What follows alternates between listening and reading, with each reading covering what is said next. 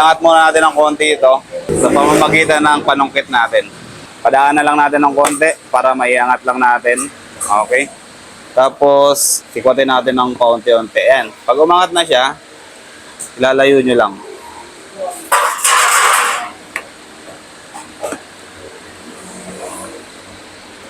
Yo! Tapos, balikan lang natin to ng konti. Ayan. Okay. So, napaangat na natin to. Next naman, yung dito naman. Malaking tulong yung panunggit na to kasi ito yung nakakapasok dun sa mga singit-singit na hindi kayang pasukin ng mga daliri natin. Okay? Yung mga tunog na yon, huwag kayong matakot dun kasi normal lang yun. Okay. Okay. Tapos na tayo dito. Dito naman tayo sa kabilang side, sa may likod. Okay. Matigas to ah. Oh my. Ang nangyari dito? Yo.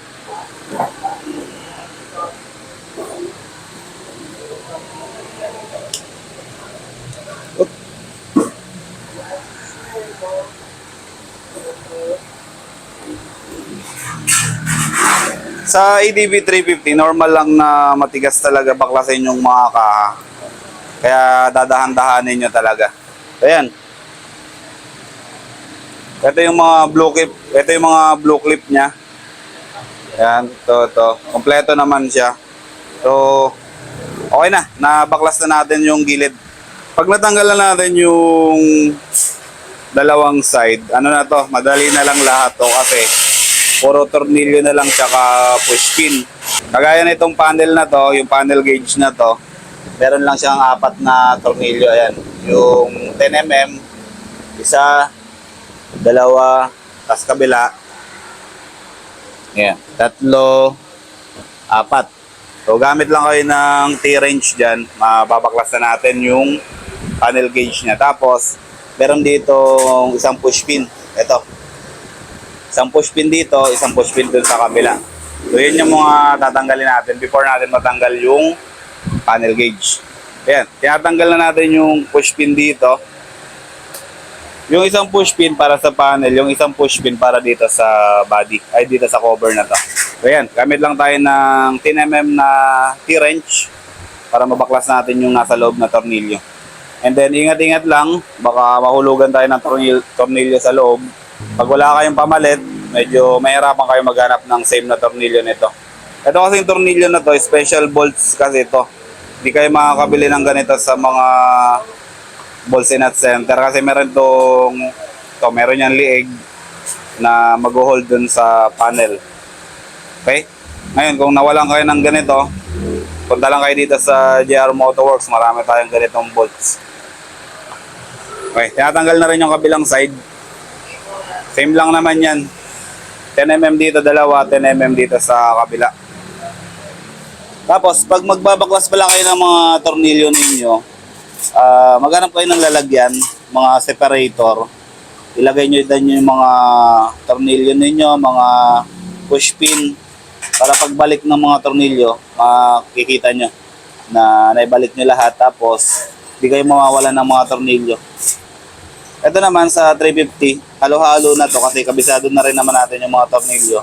May babalik natin yung tamang kulay, may babalik natin yung tamang size dun sa stock na setting niya. Okay? Tanggal na yung mga tornilyo nung panel. Ngayon, huhugutin na natin yung panel. May sakit lang naman yan dun sa ilalim. Ipindutin nyo lang yung nasa ibabaw para mahugot ninyo yung panel. Okay. Ayan, tanggal na yung panel. I-safety na natin to kasi mahal yan. Ito yung sinasabi ko. Ito yung sakit ng mga panel natin. Ito yung pinipindot. Yan. Kapain nyo lang yan. Pag nakapain nyo na yan, tapos sabay hugot. Ganun lang kasimple yan. Tapos, mamaya, pag ibabalik nyo yung socket, tsaka yung panel, dapat makabalik din tong goma. Para di siya pasukin ng mga tubig kapag nag-washing tayo. Pag nag-washing kasi tapos nakalabas to, pag nabasa yung mga yan, magkakaroon siya ng corrosion. Alam niyo yung parang amag-amag, yung kulay green, nagkakaroon siya ng amag-amag, tapos nagkakaroon siya ng loose contact. Okay. So, next step natin, tanggalin natin to. Ito, saka yung ito, magkasama na yan. Lahat ng tornilyo na kumakapit dito, tatanggalin natin. So, isa dito, tanggal na. Isa dyan. Tapos, push pin dito, tanggalin yan. Push pin dito, tanggalin yan. Ito kuya, hindi na kasama to. Balik mo to. Ito, hindi na to kasama. Dahil, partner yan. Ito, kasama yan. Ito. And then, ito. Tapos, meron pa yan nakatago dito sa ilalim. Ayan, tanggal din yan. So, bali, ang tatanggalin yung fastener dito. Isa, dalawa, tatlo, apat, lima, anim, pito. Pito dito sa side na to, pito sa kabila. Bali, 14. 14 fastener, bolts, tsaka screw, tsaka push pin. Sama-sama na yun. 14 sila lahat. Ito pa kuya, yung dalawang gilid. Ito, tsaka to. Pag binabaklas nyo yung mga kaha ng mga motor ninyo or kahit kaninong motor, yung mga pinagtanggalan ninyo or mga tinanggal ninyong kaha dito, lagi nyong ilalagay sa safe na lugar. Yung hindi siya mahuhulog, yung hindi siya matatapakan, yung hindi siya magagasgas.